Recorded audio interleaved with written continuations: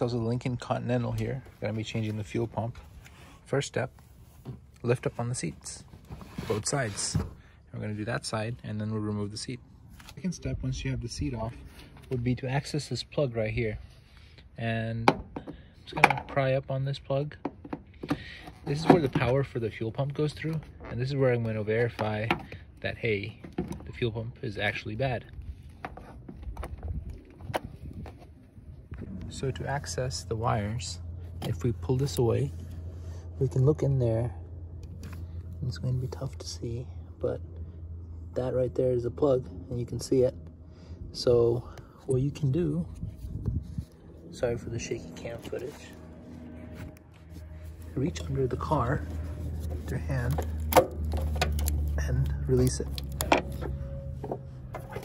Now, if I can get this to focus, you have access to the plug. So there's a clip here. I'm gonna undo it with two hands, and we'll have access to the plug. So from what I determined, this this yellow white wire is what is 12 volts. So I got a battery and I hooked that up to 12 volt positive, and I just grounded the negative. Didn't seem to do anything, so I think the pump actually is bad, so I'm going to go ahead and replace the pump. I've drilled 4 holes where I believe the fuel pump access should be. So what I'm going to do now is I'm going to use an angle grinder and very carefully cut the sheet metal here, not going too deep or going into the fuel tank itself, because that could be disastrous. So if you have a pair of strong tin snips or something that can cut the sheet metal, that might be a better, safer option. But I don't have them. I have an angle grinder, so that's what I'm going to use.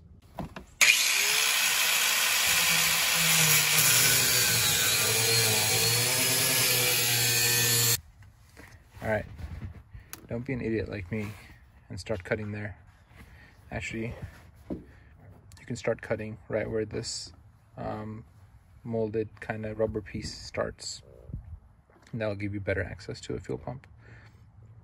Next thing we're going to do is take the fuel pump out, but you got to watch out for these wires. So this is where we have to attach. So a new fuel pump comes with its own plugs, and this is the wire earlier where we were testing the fuel pump. I actually got this out. I yanked on it really hard and this came through. So this wire is good. This wire won't come through. I don't want to break anything. So my plan is I'm going to cut these 3 wires right here, and I'm going to solder on the wires from the new pump, because it seems like you got to drop the tank to get access for these plugs to go through these kind of tight spaces underneath. So I mean, this was a fight, actually. I had to. Another way to verify that you're on the right track while replacing your fuel pump is to hook up the connector from the new fuel pump into the wiring harness from the old fuel pump for the fuel pump from the car. And I've already tried this. I hooked it up, I turned the key on, and this fuel pump kicked on. So I could hear this fuel pump. You can't hear it at all. I can hear the new fuel pump running, so I know for sure the problem is the fuel pump. So the next step is going to be to unhook this hose. So there's tabs here that you pull in, and then you pull up on this top portion, and you try not to lose that because you got to hook it back up. So here it is, and just pull this off. Okay, and the next step, if you see this inner ring, there's tabs on it. Put a screwdriver on it, and you hit it in a counterclockwise motion. Like that. You can tell it's out of the grooves, and it should be loose. If it's not loose, however, we're going to take a screwdriver and kind of pry up on it a little bit. See if it will come up. So we're going to hammer it just a little bit more. It's not completely out of the tabs. Now it's out. You can see it's completely loose. It's out of the tabs. And now we should be able to pull up on this. I'm just going to go ahead and pry all the way around the edge of it with the screwdriver.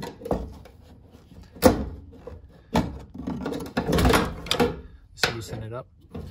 And now we can pull it out. And here is our fuel pump assembly. I Actually, before we take the fuel pump out, we're gonna cut the wires right there, because I'm going to solder on the new wires. So now it's free, and I'm actually going to go ahead and cut these wires too, because it'll be easier to take it out and cut the wires.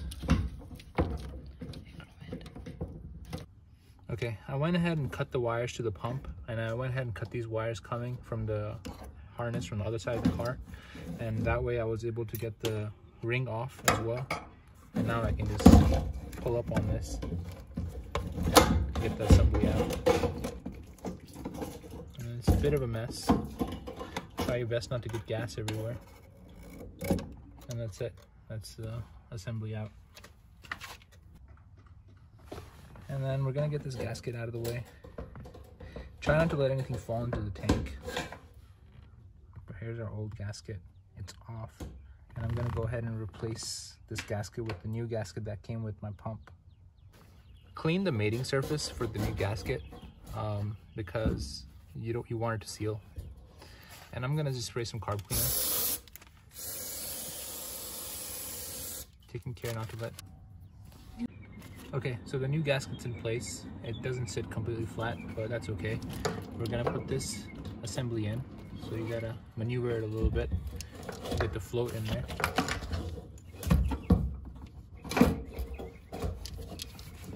And then we have to turn it where the hose was, this way. And pressing down on the gasket and making sure it's in place.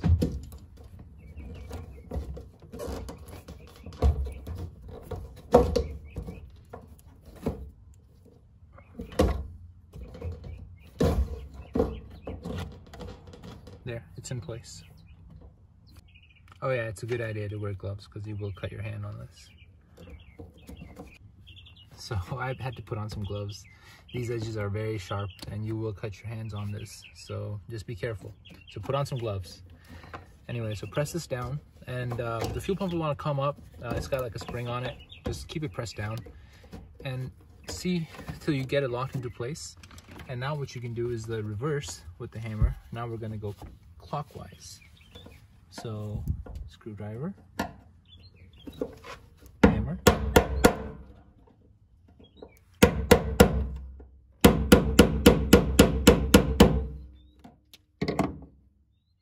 Next step is getting the wires and hoses back in place. So this wire has to go in through here, and you gotta just try to push it in as much as you can. And this is much easier without gloves on, unfortunately. You can get your hands in there. And these spaces are very tight, so you gotta just get it in there. And if you can get under the car and grab that wire and pull it through till you can get it through here, that's our goal. So I went under the car and I was able to pull this through, and I can now hook this back up to this clip. And remember in the beginning we took these clips off, so just reach under the car again and put this back on where it belongs. Unfortunately, somehow I lost the files to the last part of the video, but essentially those other wires that I cut, there were 3 wires in that bundle. I soldered them together so the new wiring harness from the replacement fuel pump could connect with the wiring harness from the car. At that point, I folded over the edges that we cut in the floor of the car to access the fuel pump. I kind of hammered them down, and then I used silicone to seal those edges so that no moisture would get to the inside of the car from the bottom. And at that point, I put the seat back on, the fuel pump ran, the fuel sender told the fuel gauge the correct amount of fuel that was in the tank, and everything worked fine.